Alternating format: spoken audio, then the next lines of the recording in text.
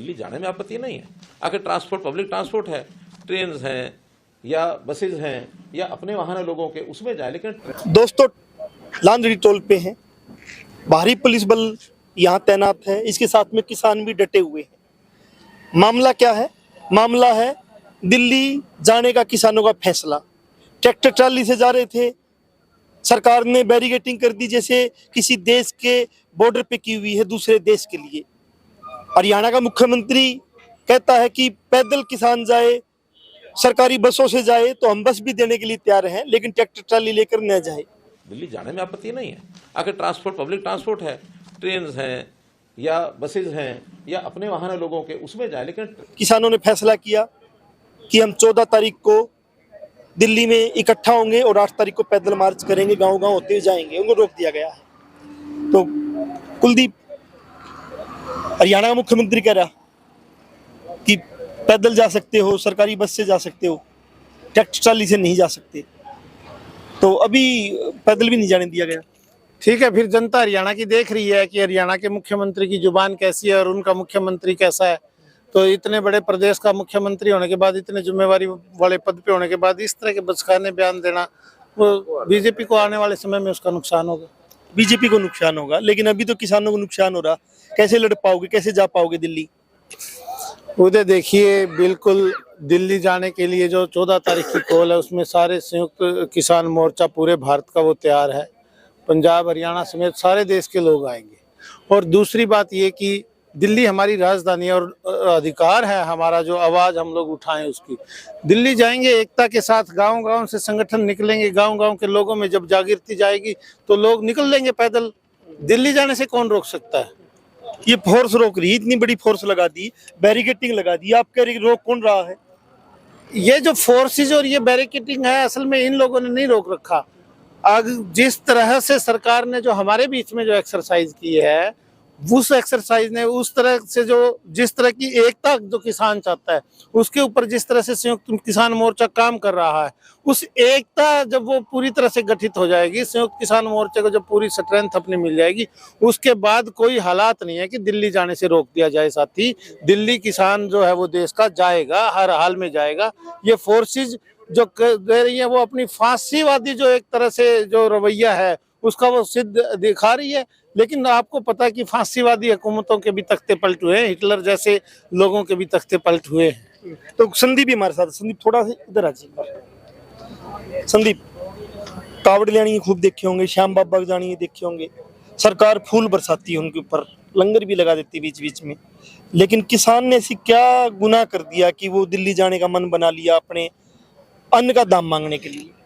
जब इस देश में आज हालात ये हैं कि जब लोग अपने हक की आवाज को बुलंद करने का काम करते तो उनको तो लाठी और जड़े गिरफ्तारियां मिल रही है। और जो अंधभक्ति में लीन होकर के कभी कावड़ लेकर के यहाँ से सालासर की तरफ, कभी हरिद्वार की तरफ, कभी दूसरी तरफ जो भाग रहे हैं, जो गुमराह हुए युवा है, उनको फूल बरसा करके उसी गुमराह के रास्ते पर आगे बढ़ाने का जो काम सरकार कर रही है, इनकी नीति साफ है कि किसी न किसी तरह से लोगों को इधर से उधर, कभी राम मंदिर के नाम पे, कभी बालाजी के नाम पे, कभी किसी के नाम पे, इनको काम लगाए रखो। इन लोगों को इनकी हक की अगर कोई बात करेगा तो जुड़े में डालो और गिरफ्तारी करो।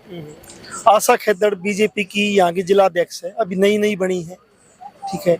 वो कह रही मैं किसान परिवार से हूँ, किसान परिवार की बहू हूँ, और किसान तो खेत में है। ये आंदोलन करने वाले जो लोग हैं ना, ये तो नेतागिरी कर रहे हैं। जी बिल्कुल, इसमें ये जो लोग आज ये कह रहे हैं भी किसान खेत में, लेकिन इन लोगों से मैं पूछना चाहूँ, पिछले 20 साल जब किसान आंदोलन रत नहीं था, उस समय इन लोगों ने कितनी वकालत किसानों की। आज जो आगू लोग, आज ब्लॉक स्तर पर, तहसील स्तर पर, जिला स्तर पर जब किसानों के संगठन खड़े हो गए, किसानों की अगुवाई करने वाले उनके वकील खड़े हो गए और उनके हक की आवाज उठाने वाले खड़े हो गए। किसान की तो 2020 की फसल खराब होगी, किसान ने अगली बोली, आज 2024 चल रहे हैं, अगली फसल किसान को पता ही नहीं तेरी फसल खराब हो गई थी 2020 में और उसका मुआवजा बनता है।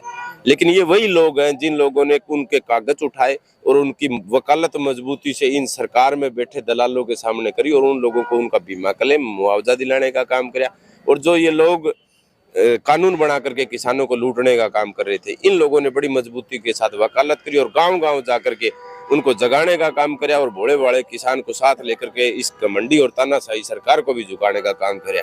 ये वही लोग हैं इस आशा खेदड़ को भी बता दें हमें। तो मुझे एक और बताओ, दिल्ली जा पाओगे? साफ सवाल। हमारी राजधानी है, क्यों नहीं जा पाएंगे? आपकी राजधानी तो छीन ली, फोर्स लगा दी, फोर्स लगा दी। फोर्स लगा दी। ये पागल है। इन लोगों ने अपनी जात देने का काम किया। जो हरियाणा का सीएम ये कह रहा था भी किसानों को कौन रोक रहा जाने से, दिल्ली जाने से। हमें तो इनको नकाब जो इन्होंने चढ़ा रखा था जनता के सामने, वो नकाब उतारने का काम किया। और नकाब इनका उतारना 14 तारीख को रामलीला ग्राउंड में जो किसानों की महापंचायत, हर हाल में किसान पहुंचेगा। लेकिन इन लोगों को तो कहीं ना कहीं जो इनका जो असली चेहरा था वो जनता के सामने आ गया। आज किसी भी नेता को पूछ लो, एक ट्रेंड चला, वो कह रहे मैं किसान का बेटा हूँ, मैं किसान हूँ। चाहे दुष्यंत चौटाला है, चाहे सांसद बिरजेंद्र सिंह है, यहाँ तक मुख्यमंत्री भी कह रहा है जिसने कभी खेत का मुंह नहीं देखा, वो कह रहा है कि मतलब हड़ चलाया मैंने। ये किसान वो है या किसान आप लोग? जी बिल्कुल, इसमें कोई दो राय को नहीं। वो किसान के बेटे हो सके लेकिन किसान नहीं हो सकते। उन लोगों ने जो बाजरी ज्वार के खेत में बांट दे, उन्होंने नहीं बेरा बाजरी की सिट्टी कुण सक लगेगी, ज्वार की कुण सक लगे। ये लोग खुद घूम रहा है, ये किसान का क्या वकालत कर लेंगे, क्या किसान का भला कर देंगे। इन लोगों को यूं ही नहीं पता जब खेत में किसान बैठता है तो वो कहाँ तक की सोच रखता है। ये तो सिर्फ बड़े बड़े आसन और सत्ता में सीन होने के बाद में अपना घर भरने में बिजी हो जाते हैं और लोगों को बरगलाने के लिए किसान के बेटे बन करके भेड़िए की खाल पैर के फिर जनता के बीच में उतर जाते हैं। लेकिन इन लोगों को भी जनता जवाब देगी। कल क्या हालात थे आज देश में। हाँ, अपनी सत्ता बचाने के लिए अपना सरकार है कहीं ना कहीं भी बदनाम ने उस डर से धारा 144 लगा दी।